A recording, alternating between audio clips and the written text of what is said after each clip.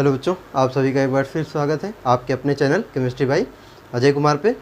तो आज जो हमारा टॉपिक है वो ठोस अवस्था क्लास 12 का जो चैप्टर था उसका हम अगला टॉपिक लेके आए हैं, ठोसों में दोष। ठीक है, जो क्रिस्टल जालक होते हैं उनमें क्या क्या दोष होते हैं, किस प्रकार के, उनकी बात हम आज करेंगे। तो आज हमारा जो टॉपिक है वो क्या है, डिफेक्ट्स इन सॉलिड। ठीक है, या हम कहें क्रिस्टल जालकों में दोष, क्रिस्टल जालकों या सीधा सीधा आप क्या कह लिए, ठोसों में दोष, है ना, में दोष।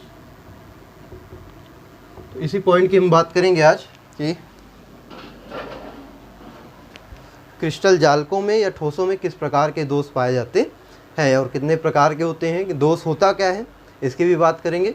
ठीक है, तो सबसे पहले अगर हम बात करें कि दोष होते क्या हैं, तो दोष आप लोग सिंपल जानते हो कि भाई अगर आप जैसे कोई गलती करते हो या जो चीज़ जैसा होना चाहिए, आपको कोई काम दिया जाए और उस काम को जिस तरीके से किया जाना चाहिए वो उस तरीके से ना हो, उसका जो तरीका हो वो सही तरीके से ना हो पाए, तो हम क्या कहते हैं कि क्या उत्पन्न हो गया, उसमें दोष उत्पन्न हो गया, उसमें कमी उत्पन्न हो गई। भाई अगर हम किसी चीज़ को ठीक से नहीं कर पाते, किसी चीज़ में गलती करते हैं, तो हमने क्या कहते हैं कि दोष उत्पन्न हो गया, कमी उत्पन्न हो गई।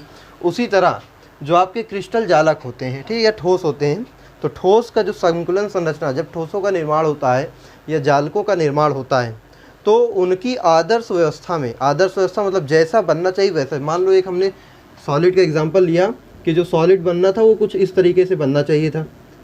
ठीक है, आदर्श व्यवस्था ये है, एक प्लस आए तो एक माइनस आए, एक प्लस आए तो एक माइनस आए, ये हमारा क्या बन गया, क्रिस्टल जालक तैयार हो गया। तो ये मान लो हमारी क्या है, आदर्श व्यवस्था। जो हमारा ठोस है, जो हमारा जालक है, उसकी आदर्श व्यवस्था क्या है, कुछ इस प्रकार से कि जो आयन जहाँ रहे उसी प्रकार वो व्यवस्थित होना चाहिए। लेकिन अगर इसका निर्माण करते समय इसमें से कोई एक आयन अपनी जगह न रहे, मान लो हमने सारे निर्माण करते समय बना रहे थे तो सब तो व्यवस्थित हो गए, एक आयन अपनी जगह पर नहीं आ पाया या उस जगह से विलुप्त हो गया, तो जिस प्रकार होना चाहिए उस प्रकार नहीं, तो यहीं पे हम क्या कहेंगे कि क्रिस्टल जालक में क्या उत्पन्न हो गया, दोष उत्पन्न हो गया। ठीक है, आदर्श व्यवस्था के अनुसार ये नहीं है, जैसा आदर्श संरचना होनी चाहिए थी वैसे ये नहीं है, तो क्या हो गया, दोष उत्पन्न हो गया। तो इसी को हम क्या कहते हैं कि सिंपल सा अगर दोष की परिभाषा कहें तो जब किसी क्रिस्टल जालक की आदर्श व्यवस्था, जब किसी क्रिस्टल जालक की आदर्श व्यवस्था में अनियमितता या अव्यवस्था उत्पन्न हो जाती है। आदर्श व्यवस्था कैसी थी, आदर्श व्यवस्था ये थी, अब इसमें क्या है, कोई माइनस गायब हो गया, कोई प्लस गायब हो गया, कोई माइनस गायब हो गया, तो ये क्या हो गई, अव्यवस्था हो गई। जो आयन जहाँ पे होना चाहिए था, जो परमाणु जहाँ पे होना चाहिए था वहाँ पे व्यवस्थित नहीं है, वहाँ पे उपस्थित नहीं है, तो इसी को हम क्या कहेंगे, दोष। तो सिंपल से हम क्या कहें कि किसी क्रिस्टल जालक की, किसी ठोस की, है ना, किसी ठोस की आदर्श व्यवस्था, आदर्श व्यवस्था में अनियमितता, अनियमितता मितता अथवा अव्यवस्था ही दोष कहलाती है, दोष कहलाती है। कि किसी भी क्रिस्टल जालक की संरचना जिस प्रकार से होनी चाहिए उस प्रकार से वो नहीं है, तो ये क्या हो गया, इसमें दोष उत्पन्न हो गए। ठीक है, अब दोष जो होते हैं, अच्छा किसी बात करें कि क्या कोई ऐसी कंडीशन हो सकती है कि किसी क्रिस्टल जालक में कोई दोष हो ही ना, तो हम क्या कहेंगे कि परम शून्य ताप पर, किस ताप पर, परम शून्य ताप पर कोई ठोस या क्रिस्टल जालक आदर्श क्रिस्टल जालक या ठोस की तरह व्यवहार करता है, की तरह व्यवहार करता। इसको नोट कर लीजिएगा कि अगर हमसे पूछे कि किस ताप पर ऐसी एक कंडीशन आ सकती है कि क्रिस्टल में कोई दोष ना हो, तो क्या होता है, 0 डिग्री मतलब 0 केल्विन पे, परम शून्य ताप पर क्या होता है, परम शून्य ताप पर जो आदर्श ठोस होता है वो आदर्श क्रिस्टल जालक की तरह या आदर्श ठोस की तरह व्यवहार करता है, मतलब उसमें दोष पाए जाने की संभावनाएं बहुत कम होती हैं। ताप बढ़ने के साथ साथ दोष भी क्या होते जाते हैं, बढ़ते जाते हैं।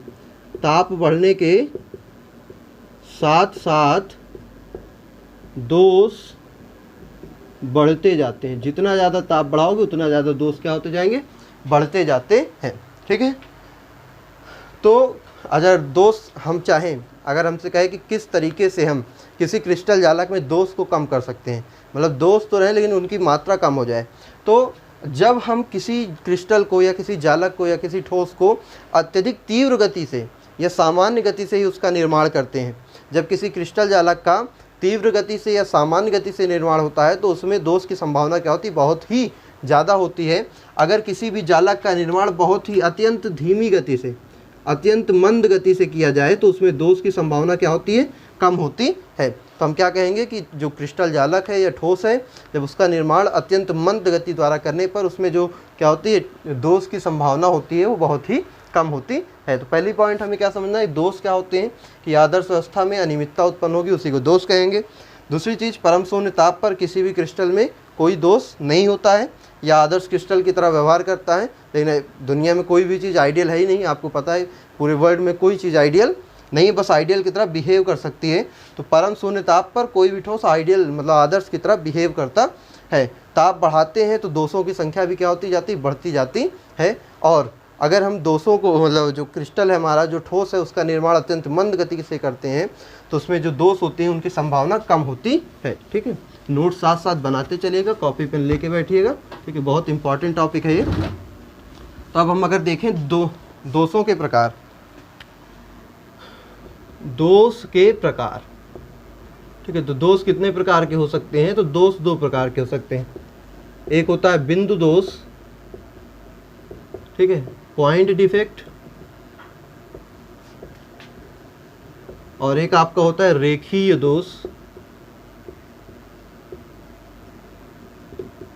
Linear defect, linear defect. ठीक है, हमें जो है पॉइंट डिफेक्ट की ही बात करनी है। हमारे सिलेबस में बिंदु दोष या रेखीय दोष की बात हम लोग नहीं करेंगे, फिर भी दोनों की डिफिनेशन थोड़ी थोड़ी समझ लेते हैं कि बिंदु दोष क्या होता है।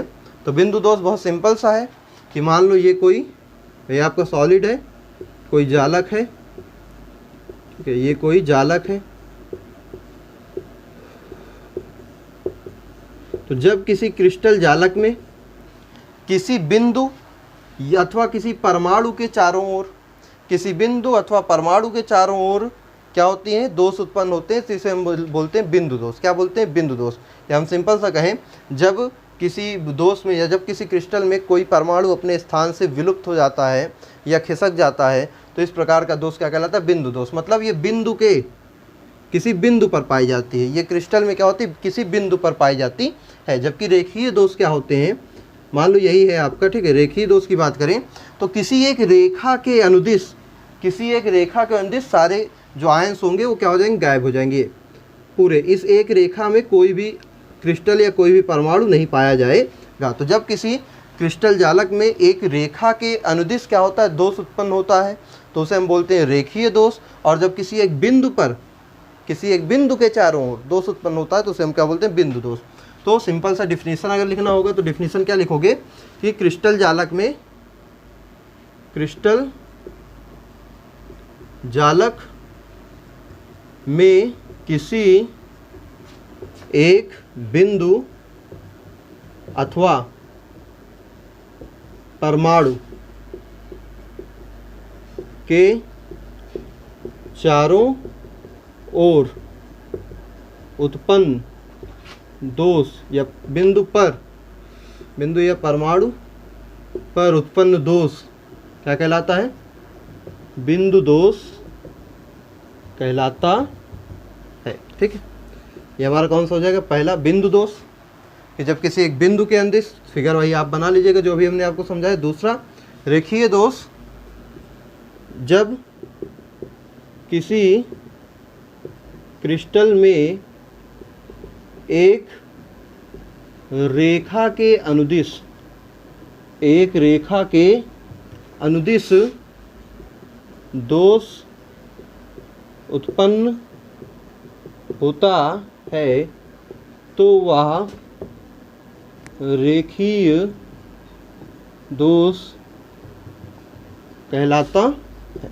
ठीक है, तो जब किसी भी क्रिस्टल में किसी एक रेखा के अनुदिश, मतलब किसी एक रेखा पे सारे आयंस गायब हो जाएं, चाहे वो सीधे हो चाहे कैसा हो, डायगोनल हो, किसी एक रेखा के अनुदिश गायब होते हैं तो उसे हम बोलते हैं रेखीय दोष। ठीक है, अब हमें सिलेबस में किसकी बात करनी, बिंदु दोष की।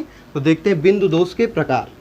ठीक है, चलो, तो बिंदु दोष जो होगा हमारा वो मुख्यतः 3 प्रकार का होगा।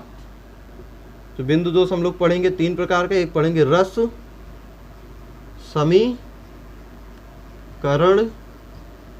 मितीय दोष, ठीक है, इसी को हम बोलते हैं स्टाइक्योमेट्रिक डिफेक्ट। कभी कभी हिंदी में भी ये स्टाइक्योमेट्रिक रस समीकरण मिति नहीं लिखा होता, स्टाइक्योमेट्रिक के नाम से ही दे देता है, ठीक है। सेकंड जो हमारा होगा वो होगा नॉन स्टाइक्योमेट्रिक, मतलब कि आरस समीकरण मितीय दोष, आरस समीकरण मितीय दोष, ठीक है। इसको हम बोलते हैं नॉन स्टाइक्योमेट्रिक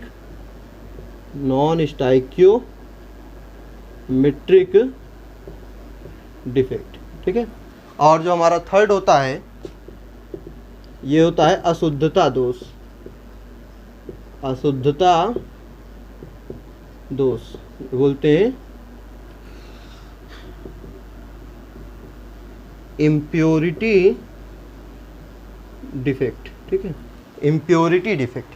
तो 3 टाइप के होंगे बिंदु दोष, एक होगा रस समीकरण मिति, अरस समीकरण मिति और अशुद्धता दोष, ठीक है। तो सबसे पहले हम बात करेंगे रस समीकरण मितीय दोष की। आज का हमारा जो टॉपिक है, आज का टॉपिक रस समीकरण मितीय दोष है, ठीक है। रस समीकरण मितीय दोष की बात करते हैं। तो रस समीकरण मितीय दोष क्या होते हैं, इनकी बात अगर करें तो जब देखो किसी भी क्रिस्टल में दोष उत्पन्न होने के बाद, किसी भी क्रिस्टल में दोष उत्पन्न होने के बाद भी उसके अवयवी कणों का अनुपात, अवयवी कणों की संख्याओं का अनुपात परिवर्तित ना हो, जब किसी क्रिस्टल में दोष उत्पन्न होने के बाद भी उसके अवयवी कणों की संख्याओं का अनुपात परिवर्तित नहीं होता है, तो इस प्रकार के दोष को बोलते हैं रस समीकरण मितीय दोष। जैसे ऐसे समझो कि मान लो ये हमने लिया एक क्रिस्टल, इसमें था x y और y, ये हमारा क्रिस्टल है। अब अगर इसमें देखें तो भाई x कितना है, x है 3, y कितना है, y भी है 3, दोनों का अनुपात कितना है, 1:1 का। अब मान लो इसमें किसी बिंदु पर दोष उत्पन्न हो गया, मान लो ये x अपने स्थान से गायब हो गया, y अपने स्थान से ये चला गया, दोष उत्पन्न हो गया। भाई बिंदु पर दोष उत्पन्न हो गए, जो बिंदु के परमाणु थे वो अपने स्थान पर नहीं है, तो यही दोष हो गया, बिंदु दोष। तो बताओ अब दोष उत्पन्न होने के बाद x कितने हैं, x 2 हो गए, y कितने हैं, y भी 2 है, तो बताओ अनुपात कितना आ गया, 1:1। देखो दोष उत्पन्न होने के पहले भी क्रिस्टल में जो अवयवी कणों की संख्याओं का अनुपात था वो 1:1 था, दोष उत्पन्न होने के बाद भी अवयवी कणों की संख्याओं का अनुपात कितना है, 1:1 का ही है। तो इसी प्रकार के दोष को हम बोलते हैं रस समीकरण मितीय दोष, कि जब दोष उत्पन्न होने के बाद भी क्रिस्टल की अवयवी कणों की संख्याओं का अनुपात परिवर्तित नहीं होता है। हम क्या कहेंगे, जब किसी क्रिस्टल में दोष उत्पन्न होने के पश्चात भी क्रिस्टल के अवयवी कणों की संख्याओं का अनुपात, अवयवी कणों की संख्याओं का अनुपात परिवर्तित नहीं होता है, परिवर्तित नहीं होता है, तो इसे रस समीकरण मितीय दोष कहते हैं। क्लियर है बात, कि जब किसी क्रिस्टल में दोष उत्पन्न होने के बाद भी, जैसे अगर हम देखें यहाँ पे एक और आयन दोष उत्पन्न होने के बाद भी क्या हो, आयनों की संख्याओं का जो अनुपात हो वो परिवर्तित ना हो, या अवयवी कणों की संख्याओं का जो अनुपात हो वो परिवर्तित ना हो। जैसे ये देखो अभी इसमें प्लस कितने हैं, 1 2 3 4 5 6, माइनस कितने हैं, 6। मान लो 1 + 1 माइनस गायब हो जाए तो अनुपात 1:1 था, दोष उत्पन्न होने के बाद 5:5 मतलब 1:1, 2 आयन अपने स्थान से गायब हो गए, 5 हो गए। फिर भी जो संख्याओं का अनुपात है, पहले भी अनुपात 1:1 था, अभी भी अनुपात 1:1 का ही है। ठीक है।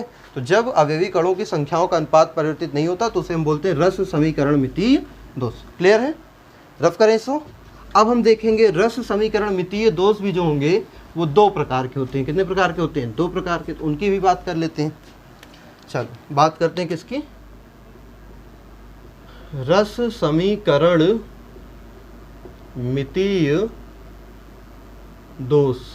ठीक है, स्टाइक्योमेट्रिक डिफेक्ट। तो हम दो तरह के यौगिकों के लिए पढ़ेंगे। एक पहला जो पढ़ेंगे अनआयनिक यौगिकों के लिए, मतलब जो आयनित नहीं होते हैं, या सीधे से कह दें आणविक यौगिकों के लिए, है ना। अनआयनित यौगिकों के लिए, ठीक है, जो आयनिक ना हो, मतलब जो आणविक हो। अगर हम इनको एक और तरीका बोलना चाहें, आणविक भी कह सकते हैं, अणु या परमाणु जिनके हो, आयन जिनके कॉन्स्टिट्यूएंट्स ना हो। तो अनायनिक परमाणुओं के लिए पढ़ोगे तो दो मिलेगा। एक होगा रिक्तिका दोष, और जो सेकंड होता है बी, वो होता है अंतराकाशी दोष। अंतराकाशी दोष। और जो दूसरा होता है आयनिक यौगिकों के लिए। ठीक है, आयनिक यौगिकों के लिए। तो अनआयनिक यौगिकों के लिए जो रिक्तिका दोष होता है उसे ही आयनिक यौगिकों के लिए हम बोलते हैं क्या? शॉर्टकी दोष। वही किस नाम से होता है? शॉर्टकी दोष। इसकी खोज की थी शॉर्टकी नाम के वैज्ञानिक थे उन्होंने, तो उनके नाम पे ये पड़ा। और जो दूसरा होगा जो इसमें अंतराकाशी दोष के नाम से जाना जाता है, वो यहाँ पे जाना जाएगा फ्रैंकल दोष। फ्रैंकल दोष के नाम से। ठीक है, तो रस समीकरण मितीय दोष अनायनिक यौगिकों के लिए, आणविक यौगिकों के लिए भी दो होंगे, आयनिक यौगिकों के लिए भी दो होंगे। जब हमसे क्वेश्चन पूछता है तो जनरली इस फॉर्म में पूछता है, शॉर्टकी या फ्रैंकल दोष के रूप में। ठीक है, तो इसको भी पढ़ लेंगे, इसको भी पढ़ते हैं। तो पहला स्टार्ट करते हैं, कौन सा? अनआयनिक यौगिकों का जो है रिक्तिका दोष। कौन सा दोष? रिक्तिका दोष। चल, तो रिक्तिका दोष में क्या होता है? मान लो हम एक क्रिस्टल पहले बना लें, एक्स वाई, ठीक है, कुछ इस तरीके से हमारा क्रिस्टल है, एक्स वाई एक्स और ये वाई। अब देखो इसमें क्या होता है कि इस प्रकार के क्रिस्टल में अवयवी कण अपने स्थान से विलुप्त हो जाते हैं।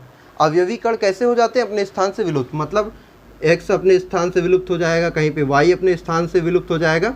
तो इस प्रकार के दोष में अवयवी कण, क्रिस्टल के अवयवी कण अपने स्थानों से विलुप्त पाए जाते हैं। ठीक है, अपने स्थानों से क्या होते हैं? विलुप्त पाए जाते हैं। और विलुप्त कैसे होंगे? विलुप्त होते हैं गर्म करने पर। विलुप्त कैसे होते हैं? गर्म करने पर। तो इस वजह से इस दोष का एक और नाम भी है, इस दोष का एक और नाम भी है उष्मागतिकी दोष। इसी को हम बोलते हैं एक और नाम से उष्मागतिकी दोष, क्योंकि क्रिस्टलों को गर्म करने पर इस प्रकार के दोष उत्पन्न होते हैं, क्योंकि उनके गर्म करने पर अवयवी कण क्या होते हैं? क्रिस्टल में अपनी जगह छोड़कर निकल जाते हैं। तो इस प्रकार के दोष को हम उष्मागतिकी दोष भी कहते हैं। उष्मा देने पर यह दोष उत्पन्न होता है। ठीक है, अब देखो, तो हम क्या कहेंगे कि इस प्रकार के दोष में, इस प्रकार के दोष में अवयवी कण अपने स्थान से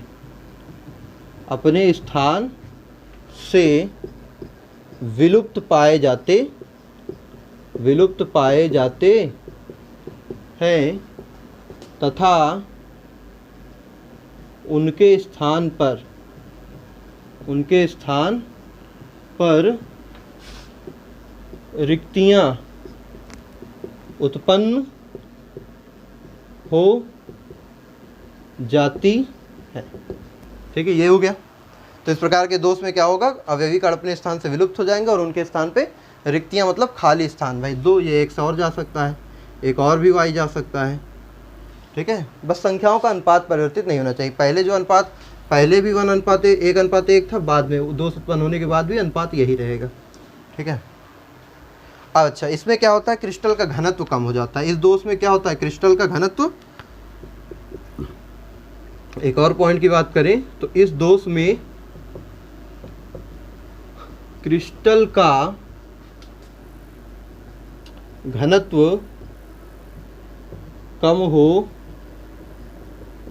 जाता है। कैसे कम होता है? अगर इसकी बात करें तो देखो यहाँ पे आयतन, घनत्व बराबर क्या होता है? घनत्व बराबर होता है द्रव्यमान बटे आयतन, यही होता है। आयतन ठोस का पहले भी इतना ही था, दोष उत्पन्न होने के बाद भी इतना ही है। तो जो वॉल्यूम है वो क्या हो गया? कांस्टेंट। अगर एक जो राशि होती है वो कांस्टेंट हो जाती है तो यहाँ क्या आ जाएगा? प्रोपोर्शनैलिटी का साइन। अब बताओ डेंसिटी किस पे डिपेंड कर रही? मास पे। जो घनत्व है वो किस पे निर्भर है? हो गया द्रव्यमान पे। द्रव्यमान बढ़ेगा तो घनत्व बढ़ेगा, द्रव्यमान कम होगा तो घनत्व भी कम हो जाएगा। तो अगर यहाँ पे देखें तो पहले जो अवयवी कण थे वो ज़्यादा संख्या में थे, तो अवयवी कणों का द्रव्यमान ज़्यादा था, मतलब इस जो आपका क्रिस्टल है उसका द्रव्यमान ज़्यादा था।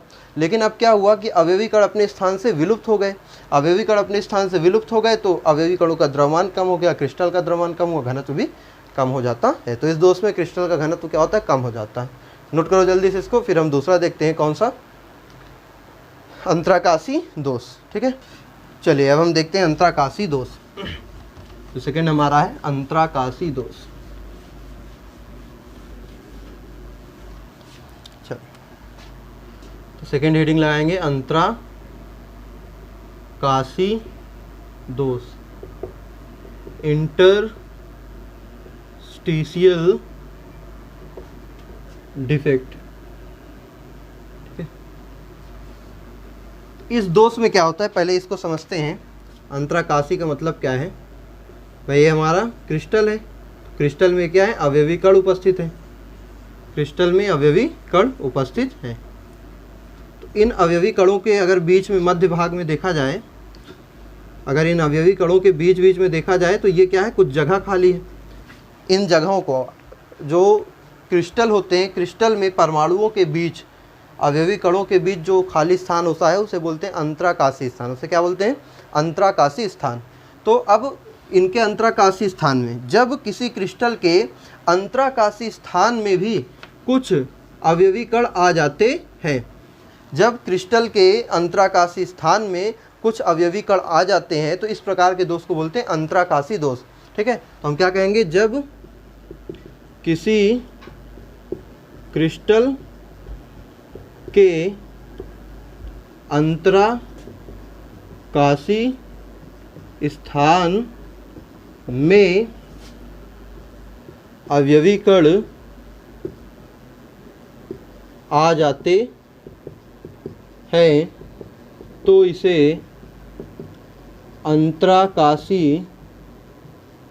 तो इसे अंतराकाशी दोष कहते हैं। तो इसे क्या कहते हैं? अंतराकाशी दोष कहते हैं। जब भी किसी क्रिस्टल में क्या होता है? अंतराकाशी स्थान में कोई कण आ जाते हैं तो इसे बोलते हैं अंतराकाशी दोष। अब बताओ इस दोष के कारण जो घनत्व होता है, घनत्व क्या हो जाता है? बढ़ जाता है। क्या हो जाता है? घनत्व बढ़ जाता है। देखो कैसे? वही अभी जो हमने बताया, डेंसिटी किस पे डिपेंड करती है? मास पे। जितना ज़्यादा मास होगा उतना ज़्यादा डेंसिटी होगी, मतलब द्रव्यमान ज़्यादा होगा, घनत्व ज़्यादा होगा। तो यहाँ पे देखो पहले जो कण थे वो कम थे, अब कुछ अंतराकाशी स्थान में नए कण भी आ गए हैं। क्या गए? नए कण भी आ गए हैं। तो नए कणों के आने से क्या होगा? द्रव्यमान भी क्या हो जाएगा? बढ़ जाएगा। और द्रव्यमान बढ़ जाएगा तो जो घनत्व होगा वो भी क्या हो जाएगा? ऑटोमेटिक बढ़ जाएगा। तो इसमें क्या होता है? घनत्व बढ़ जाता है। ठीक है, तो ये हमारा अंतराकाशी दोष हो गया। अब हम इसको अगर आयनिक यौगिकों के लिए देखें, ठीक है, ये तो अनायनिक यौगिकों का हो गया। चलो इसको रफ करते हैं। अब हम आते हैं अपने आयनिक यौगिकों पर। चल अब बात करते हैं आयनिक यौगिकों के लिए। आयनिक यौगिकों के लिए तो पहला दोष कौन सा है? शॉटकी दोष। पहला दोष है शॉटकी दोष। Schottky defect. ठीक है, तो अगर हम सबसे पहले बात करें कि ये इसका नाम शॉटकी डिफेक्ट क्यों है, ठीक है, तो एक साइंटिस्ट थे, ठीक है, कौन थे साइंटिस्ट? कौन? Walter Harman Schottky. Walter Harman Schottky, ठीक है, इन्होंने 1930 ईस्वी में इस दोष की खोज की थी। कौन थे? वॉल्टर हरमान शॉटकी ने 1930 ईस्वी में इस दोष की खोज की थी। और किसमें? आयनिक यौगिकों में। आयनिक यौगिकों में इस प्रकार के दोष की खोज की थी, इस वजह से इनके नाम पे इसका नाम शॉटकी दोष रख दिया गया। तो अच्छा, ये दोष होता क्या है तो समझते हैं। इस प्रकार के दोष में समान संख्या में धन आयन, भाई आयनिक यौगिक किससे मिलकर बना होता है? धन आयन तथा ऋण आयन से। तो समान संख्या में धन आयन तथा ऋण आयन अपने स्थान से विलुप्त पाए जाते हैं। मतलब इस प्रकार के दोष में जो धन आयन और ऋण आयन होंगे वो अपने स्थान से समान संख्या में, समान संख्या का मतलब क्या है इसको समझें। अगर पॉजिटिव नेगेटिव पॉजिटिव नेगेटिव,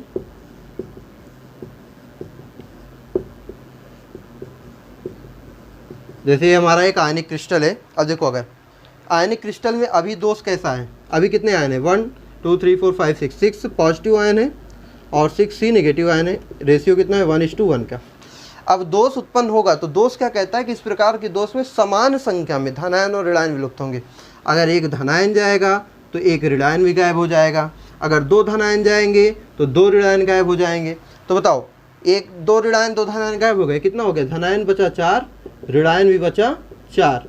तो इनका अनुपात कितना आ गया? 1:1। देखो अनुपात अभी भी सेम है। तो ये कौन सा होगा? रस समीकरण मितीय दोष ही है। ये तो हम बात क्लियर हो गई। तो पहले बात करें कि इस प्रकार के दोष में होता क्या है। तो इस प्रकार के दोष में समान संख्या में धन आयन और ऋण आयन अपने स्थान से विलुप्त हो जाएंगे। अगर एक धन आयन जाएगा तो एक ऋण आयन जाएगा, 2 धन आयन जाएंगे तो 2 ऋण आयन, 3 धन आयन जाएगा तो 3 ऋण आयन भी गायब होते हैं। ठीक है। अच्छा, ये दोष किससे उत्पन्न होता है? ये दोष गर्म करने पर, क्रिस्टल को गर्म करने पर ही उत्पन्न होता है। तो क्रिस्टल को गर्म करने पर क्या होते हैं? जो इस स्थान के जो आयंस है वो क्या होते हैं? निकल कर बाहर सतह पर चले जाते हैं। तो अंदर का जो स्थान होता है ये क्या होता है? खाली हो जाता है। ठीक है। तो इन स्थानों को, ये जो रिक्तियाँ बनी हैं भाई, गर्म करने पर क्या होंगे? जो धनायन और ऋणायन होते हैं ये इसकी सतह पर आ जाते हैं। धनायन और ऋणायन है, जो यहाँ का धनायन ऋणायन क्या होता है? सॉलिड की जो ठोस होता है उसकी सतह पर, मतलब बाहर निकल जाते हैं। तो ये जो रिक्तियाँ बनती हैं, ठीक है, ये जो आपकी रिक्तियाँ बन गई हैं धनायन और ऋणायन के गायब होने से, ये जो रिक्तियाँ, ये धनायन का रिक्ति, ये ऋणायन की रिक्ति, ये ऋणायन की रिक्ति, धनायन की रिक्ति। तो इन रिक्तियों को हम नाम देते हैं, इन रिक्तियों को बोलते हैं छिद्र युग्म।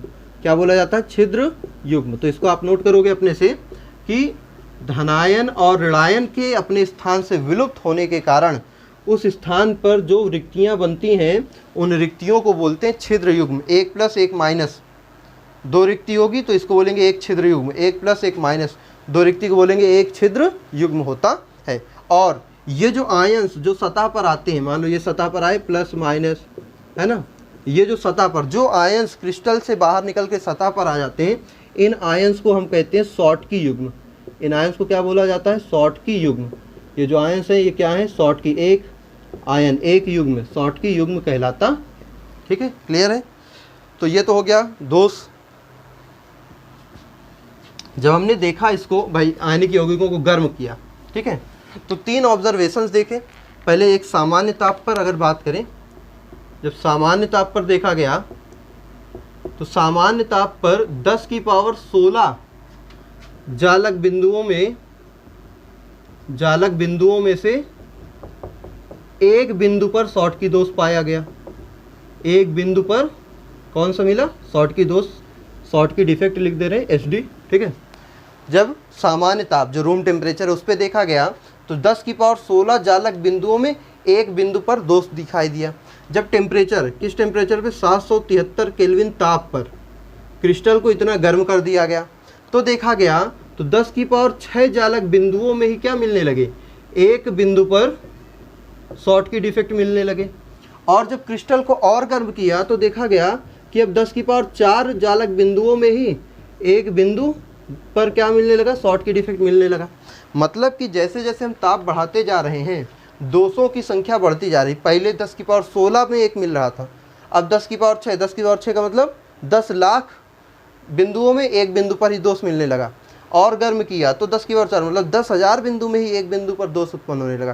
तो इससे क्या सिद्ध होता है कि कि इस प्रकार का जो दोष होता है वो ताप बढ़ाने पर क्या होते हैं, बढ़ते जाते हैं। ताप बढ़ाने पर यह दोष क्या होता है, बढ़ता जाता है। चलो अगले पॉइंट की अगर बात करें तो अगला पॉइंट देखो, तो यह दोष किस प्रकार के क्रिस्टल में मिलेगा।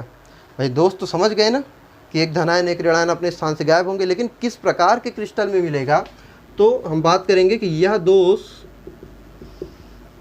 उन क्रिस्टलों में मिलता है, उन क्रिस्टलों में मिलता है जिनकी उप सहसंयोजन संख्या, जिसे आप समन्वय संख्या भी कहते हो, उप सहसंयोजन संख्या उच्च होती है। उच्च होने का मतलब जैसे 6, 8, 12 है ना, होती है। या फिर जिनमें हम क्या कहें, या फिर जिनमें धनायन का आकार, जिनमें धनायन का आकार, ऐसे क्रिस्टल जिनमें धनायन का आकार लगभग बराबर होता है किसके, ऋणायन के आकार के।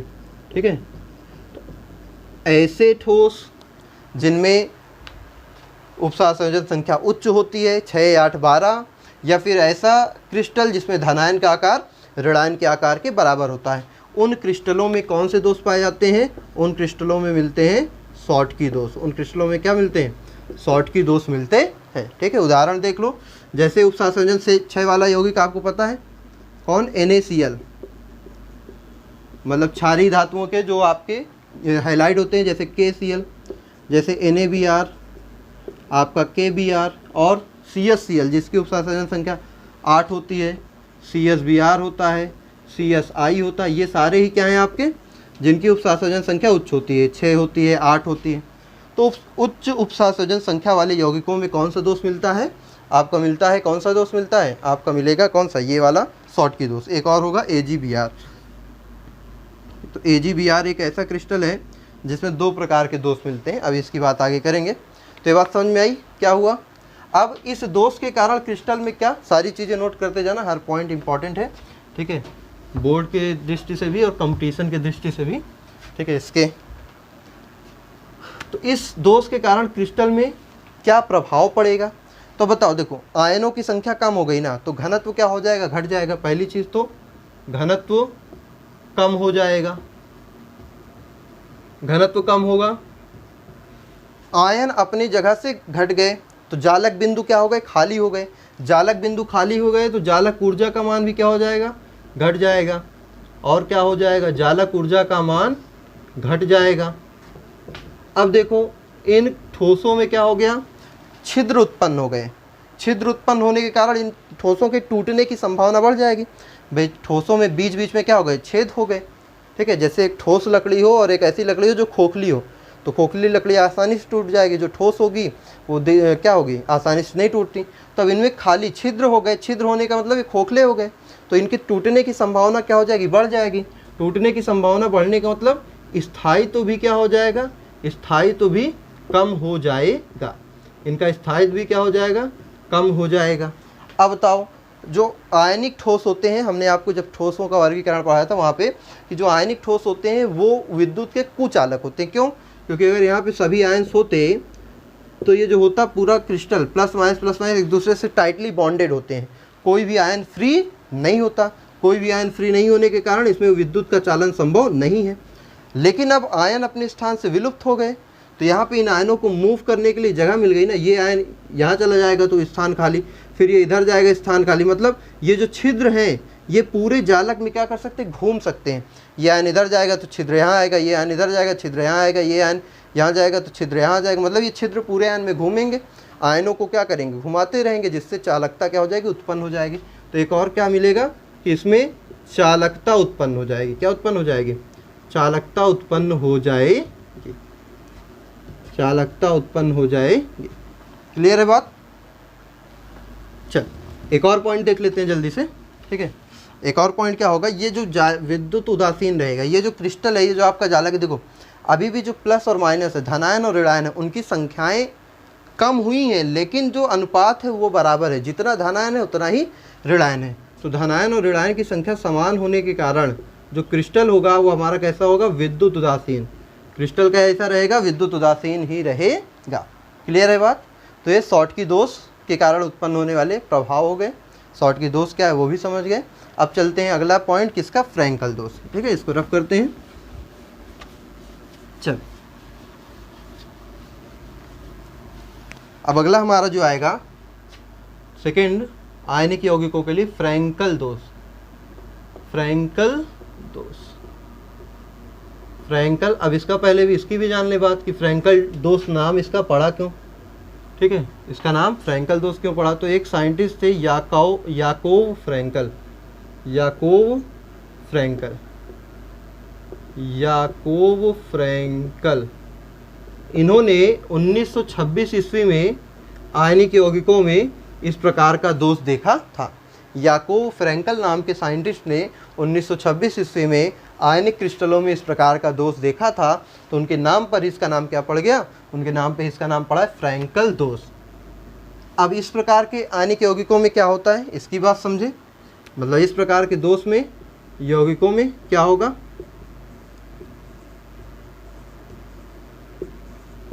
मान लीजिए हमारा आयनिक यौगिक है। ठीक है, ये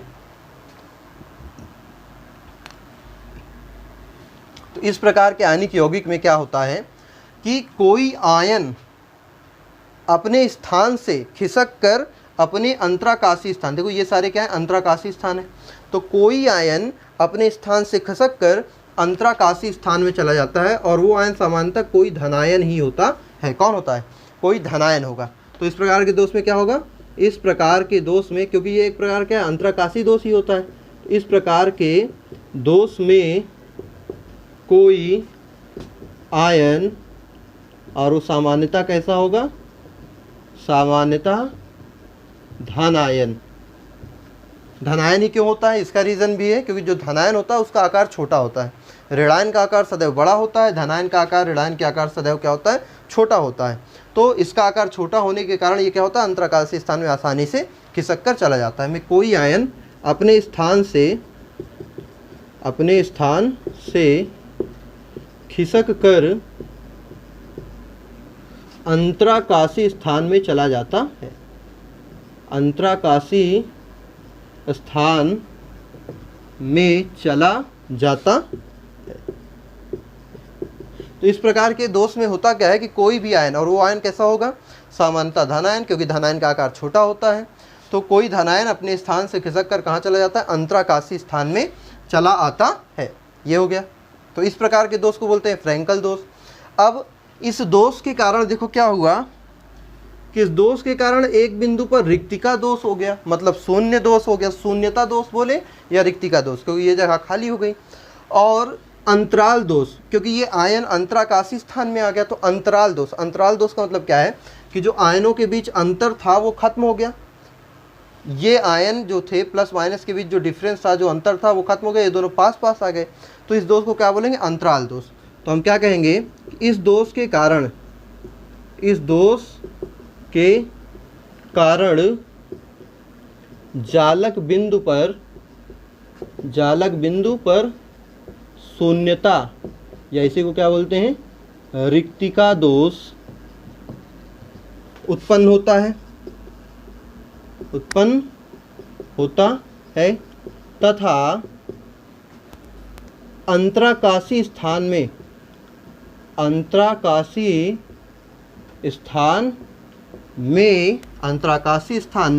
कौन सा दोष उत्पन्न होता है, अंतराल दोष। कौन सा दोष, अंतराल दोष उत्पन्न होता है। अंतराल दोष उत्पन्न, नीचे दिख रहा है, ठीक है, उत्पन्न होता है। ठीक है, अतः इस प्रकार के दोष को, ठीक है, अतः इस प्रकार के दोष को यहाँ लिख दे रहे हैं ऊपर, अतः इस प्रकार के दोष को असामान्य परागमन या विस्थापन दोष भी कहते हैं। ठीक है, क्लियर बात। कि इस दोष के कारण देखो क्या हो गया, जालक बिंदु पर रिक्तिका दोष हो गई, मतलब वहाँ पे शून्यता दोष, भाई यहाँ पे कोई आयन है नहीं तो खाली हो गया, मतलब शून्यता दोष का हो या रिक्तिका दोष। और ये जो आयन था वो खिसक कर अंतराकाशी स्थान में चला गया, जिससे आयनों के बीच का जो अंतर था, जो दूरी थी, वो खत्म हो गई, तो इससे अंतराल दोष उत्पन्न हुआ। इस कारण से इसको हम क्या बोलते हैं, असामान्य परागमन या विस्थापन दोष भी कहते हैं। ठीक है, अब हम बात करें कि यह दोष किन क्रिस्टलों में पाया जाएगा। ठीक है, तो यह दोष किस प्रकार के क्रिस्टल में पाया जाएगा, तो यह दोष निम्न उपसह संयोजन संख्या वाले क्रिस्टलों में पाया जाता है। मतलब जिनमें उपसह संयोजन संख्या का मान कम होता है उनमें क्या होता है, यह दोष पाया जाता है। या फिर हम कहें जिनमें धनायन का आकार ऋणायन के आकार की तुलना में बहुत छोटा होता है। ऋणायन का आकार, जिनमें धनायन क्या होता है, ऋणायन से छोटा होता है। धनायन की त्रिज्या ऋणायन की त्रिज्या से, भाई आकार का मतलब त्रिज्या छोटी होगी तो आकार छोटा होगा ही।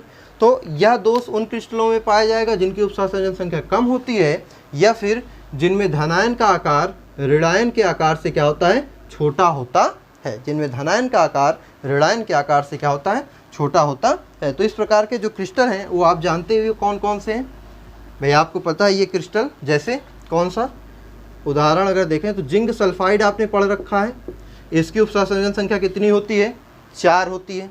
इस तरह के और कौन से होते हैं, CuBr होता है, CuI होते हैं, है ना भाई, AgCl हो गया, AgBr हो गया। अब देखो यहाँ पे भी AgBr आया, तो इसी की बात कर रहे थे कि AgBr, इसको कहीं नोट करके लिख लीजिएगा। AgBr ऐसा क्रिस्टल है जिसमें शॉटकी दोष भी होता है और जिसमें फ्रैंकल दोष भी होता है। AgBr आदि, ठीक है, ये सारे, इनमें क्या होगा, फ्रैंकल दोष। अब अगर हम देखें तो फ्रैंकल दोष के कारण क्रिस्टल में क्या क्या प्रभाव उत्पन्न होंगे, क्रिस्टल में क्या परिवर्तन होगा, तो पहले यहाँ बना लेते हैं।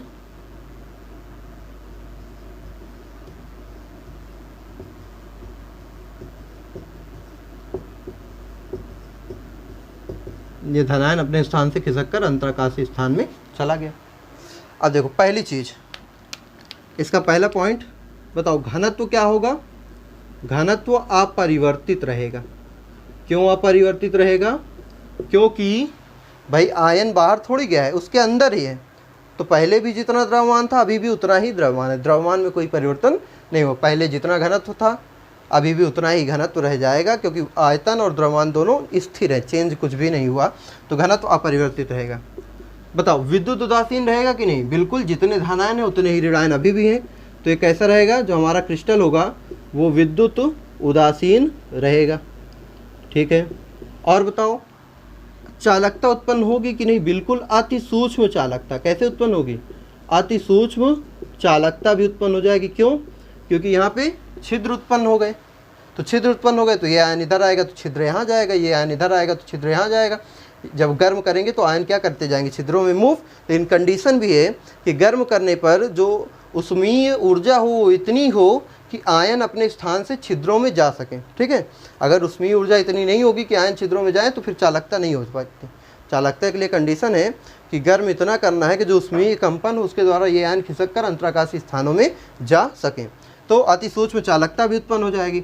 अब बताओ, पहले अचालक था, अब चालकता उत्पन्न हो गई, तो चालकता उत्पन्न हो गई तो इसका मतलब परावैद्युतांक का मान भी क्या हो जाएगा, बढ़ जाएगा। इसका परावैद्युतांक क्या हो जाएगा, बढ़ जाएगा।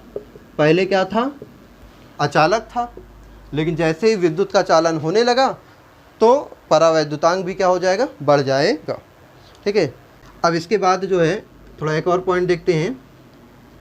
अगर इसके बाद बात करें, देखो यहाँ पे भी क्या हो गया, छिद्र उत्पन्न हो गया। क्या हो गया, छिद्र उत्पन्न हो गया।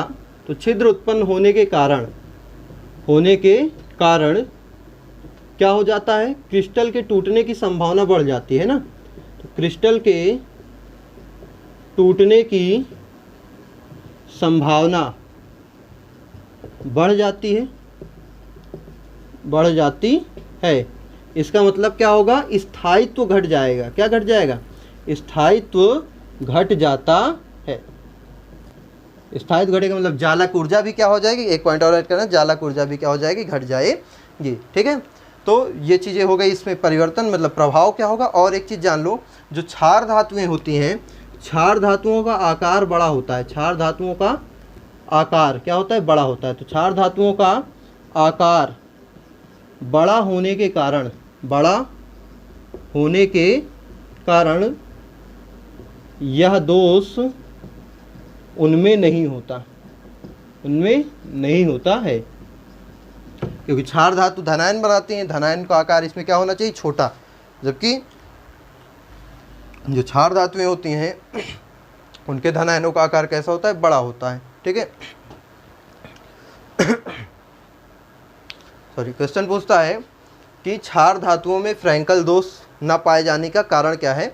तो सिंपल से क्या लिखोगे कि क्षार धातुओं का आकार बड़ा होने के कारण उनमें फ्रैंकल दोष संभव नहीं होता है। और एक पॉइंट आपको हमने लिखा है कि AgBr ऐसा क्रिस्टल है जिसमें शॉर्टकी और फ्रैंकल दोनों प्रकार के दोष पाए जाते हैं। ठीक है, तो ये हमारा क्या है, रस समीकरण मितीय दोष कंप्लीट होता है यहाँ पे।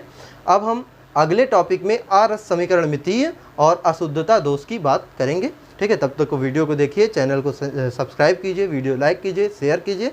फिर मिलते हैं नेक्स्ट लेक्चर में।